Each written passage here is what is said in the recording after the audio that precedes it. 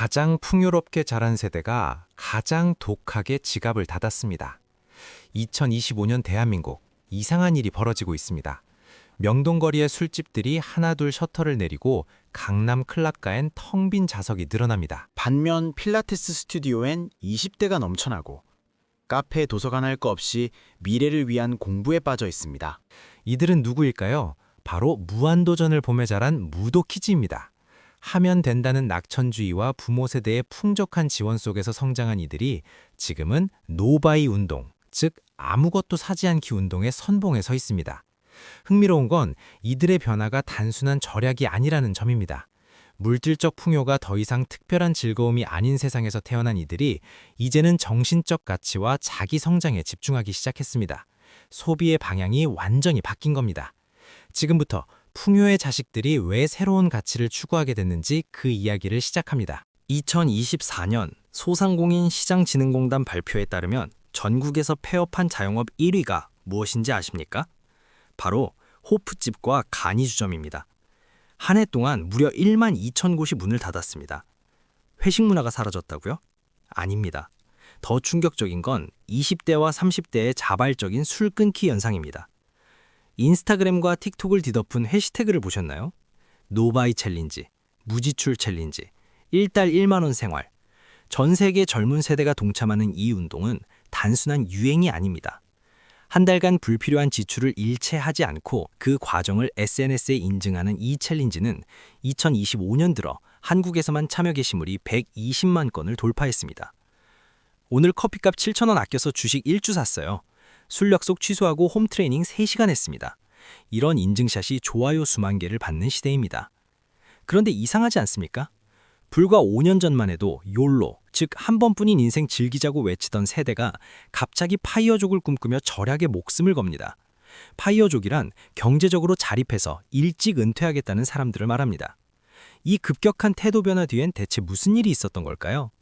그 답을 찾으려면 이들이 어떤 시대를 보고 자랐는지부터 살펴봐야 합니다. 2006년부터 2018년까지 토요일 저녁 6시는 온 가족이 TV 앞에 모이는 시간이었습니다. 무한도전이 방영되던 시간이죠. 못하는 게 없다던 유재석, 무한 긍정의 상징이던 그 프로그램을 보며 자란 세대가 있습니다. 이들에게 부모 세대는 말했습니다. 하고 싶은 거 해. 돈은 걱정 마. 실제로 이 세대는 역사상 가장 풍족한 유년기를 보냈습니다. 외환위기를 본 적 없는 세대, 경제성장의 정점에서 태어나 스마트폰과 배달 앱과 함께 자랐습니다. 헬리콥터 부모라는 신조어가 생긴 것도 이 시기입니다. 헬리콥터처럼 자녀 위를 맴돌며 모든 것을 관리하고 지원하는 부모들을 말하죠. 학원비, 과외비, 해외 연수비, 투자는 무한했습니다. 한국개발연구원 통계에 따르면 1990년대생 자녀를 둔 가구의 평균 교육비 지출은 1980년대생 가구보다 40% 이상 높았습니다. 그래서일까요? 이들은 응석바지 세대라는 오명도 함께 얻었습니다. 하지만 2025년 지금 그 응석바지들이 새벽부터 러닝화를 신고 도서관에서 자격증 공부를 하며 편의점 1+1 행사를 쫓아다닙니다. 소주 한 별밥도 아까워하는 이들이 정말 우리가 알던 풍족한 무도키즈가 맞을까요? 대체 무엇이 이들을 변화시켰을까요? 여기서부터 본격적으로 이 변신의 심리를 파헤쳐보겠습니다. 팀장님, 오늘 회식 참석 어려울 것 같아요. 크로스핏 가는 날이라서요. 요즘 2세대 직장인들의 흔한 거절 멘트입니다. 단순한 핑계가 아닙니다. 실제로 2024년 한국소비자원 조사 결과 20대와 30대의 술 소비는 전년 대비 18% 감소한 반면 필라테스와 크로스핏 같은 소규모 운동 스튜디오 이용은 각각 41%, 38% 증가했습니다. 자기개발 도서 구매도 31% 늘었고요. 흥미로운 건 일반 헬스장은 오히려 매출이 감소했다는 겁니다. 요즘 젊은 세대는 대형 헬스클럽보다 필라테스, 크로스핏, 클라이밍 같은 특화된 운동을 선호합니다. 왜일까요? 단순히 몸을 만드는 게 아니라 자기만의 정체성을 만들기 때문입니다. 경제학 용어로 이를 설명하면 매몰 비용과 투자의 재분류입니다. 매몰 비용이란 이미 써버려서 돌아오지 않는 돈을 말합니다. 과거엔 술 한 잔이 인간관계 투자였다면 지금은 술값은 돌아오지 않는 매몰 비용입니다. 반면 필라테스 수강권은 어떨까요? 6개월 뒤 내 몸값을 올려주는 투자입니다. 영어 회화 학원비는 연봉 협상 테이블의 무기가 되는 거죠.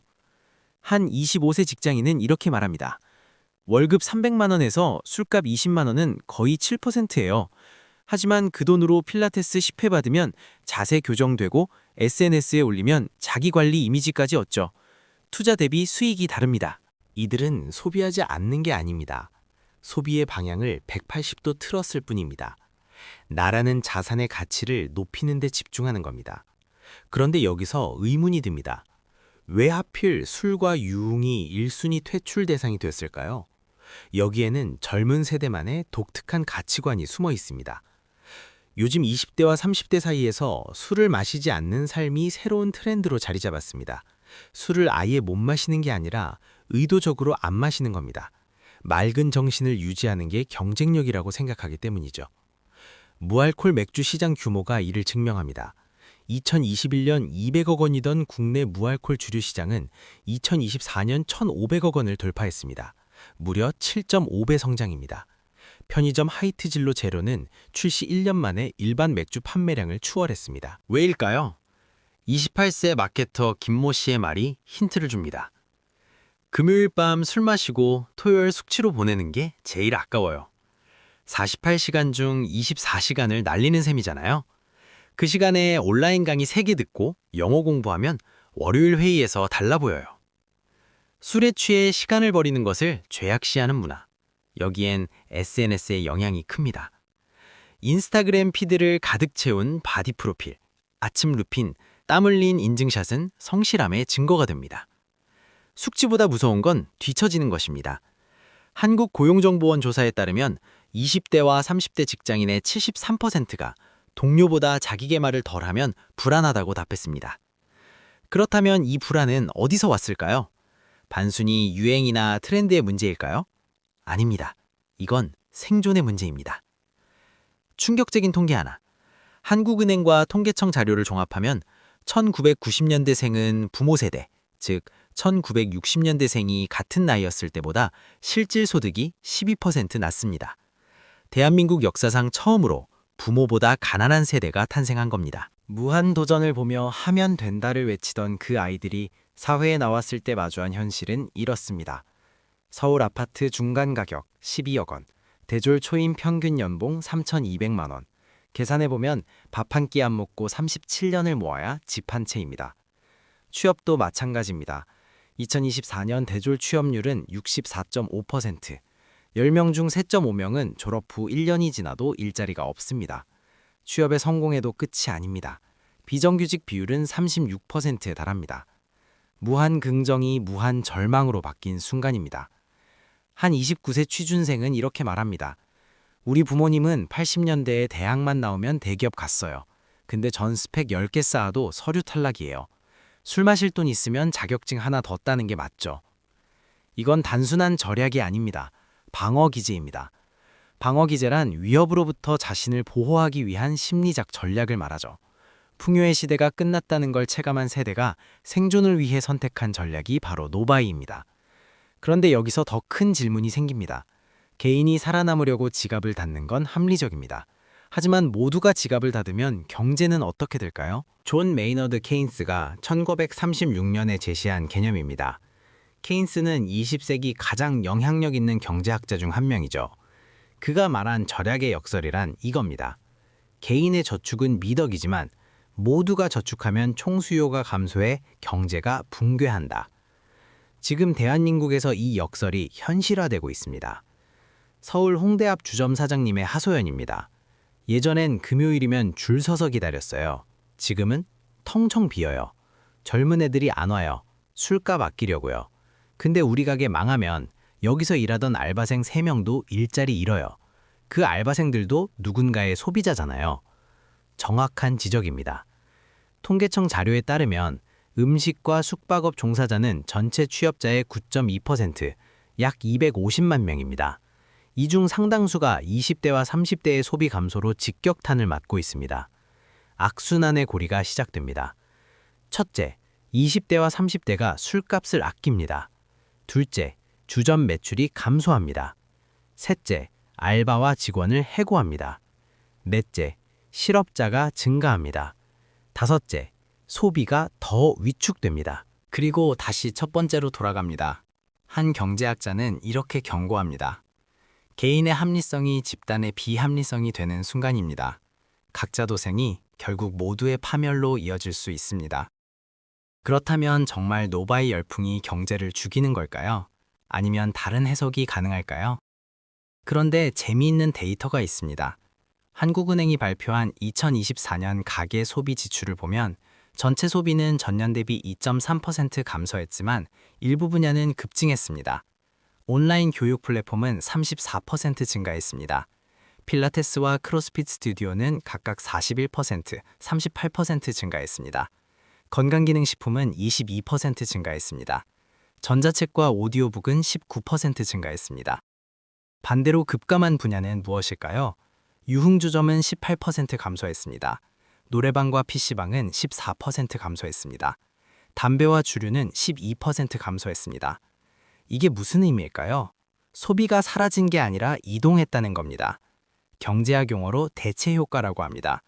A재화, 즉 술의 가치가 하락하면 B재화, 즉 자기개발로 소비가 이동한다는 거죠. 무알콜 음료 시장이 폭발한 것도 같은 맥락입니다. 제로 칼로리 음료, 단백질 쉐이크, 디톡스 주스. 이들은 마시는 행위 자체를 포기한 게 아닙니다. 더 가치 있는 걸 마시기 시작한 겁니다. 한 유통업계 관계자는 말합니다. 편의점 주류 코너는 축소되지만 건강식품 코너는 2배로 확장했습니다. 돈이 사라진 게 아니라 흐르는 방향이 바뀐 겁니다. 그렇다면 결론은 뭘까요? 노바이 세대를 걱정할 필요가 없는 걸까요? 아니면 새로운 대응이 필요한 걸까요? 2025년 대한민국 무도키즈의 변신은 단순한 소비 트렌드가 아닙니다. 이건 가치 추구의 방향 전환입니다. 물질적 풍요가 더 이상 특별한 의미를 갖지 못하는 시대. 무엇이든 살 수 있지만 그것만으로는 행복하지 않다는 걸 체감한 세대입니다. 그래서 이들은 다른 길을 선택했습니다. 정신적 가치, 자기 성장, 건강한 삶. 이것이 새로운 목표가 된 겁니다. 이들이 우리에게 보내는 메시지는 명확합니다. 가치 없는 것엔 1원도 안 쓰지만 내 가치를 높이는 일엔 과감히 투자한다. 기업과 시장은 어떻게 대응해야 할까요? 첫째, 가치의 재정의가 필요합니다. 단순히 저렴합니다는 더 이상 통하지 않습니다. 이 제품이 당신의 삶을 어떻게 의미 있게 만들어주는가를 증명해야 합니다. 나이키는 운동화를 팔지 않습니다. 더 나은 나를 파는 겁니다. 둘째, 경험의 질적 전환입니다. 주류 업계가 주목할 지점은 젊은이들이 모임 자체를 거부하는 게 아니라는 겁니다. 술 대신 러닝 그룹, 독서 모임, 스터디 그룹이 폭발적으로 증가했습니다. 술집이 성장과 배움의 공간으로 탈바꿈한다면 어떨까요? 예를 들어 북카페형 포차 같은 시도는 가능성이 있습니다. 셋째, 정부의 역할입니다. 절약의 역설을 막으려면 소비 진작책보다 좋은 일자리 창출이 먼저입니다. 불안이 사라지면 지갑은 자연스레 열립니다. 마지막으로 우리 모두에게 필요한 건 이해입니다. 요즘 애들은 왜 안 놀아?가 아니라 이들이 무엇을 추구하며 살고 있나를 물어야 합니다. 무도키즈는 포기하지 않았습니다. 단지 행복의 기준을 바꿨을 뿐입니다. 술잔 대신 요가 매트를, 노래방 대신 도서관을 선택한 이들의 전략은 어쩌면 우리 사회가 다음 단계로 진화하기 위한 과정일지도 모릅니다. 물질의 시대가 가고 의미의 시대가 오고 있습니다. 이들의 선택을 비난할 것이 아니라 그 선택이 왜 나왔는지를 이해할 때입니다. 그리고 그 이해를 바탕으로 개인도 성장하고 경제도 발전하는 새로운 질서를 함께 만들어가야 할 때입니다.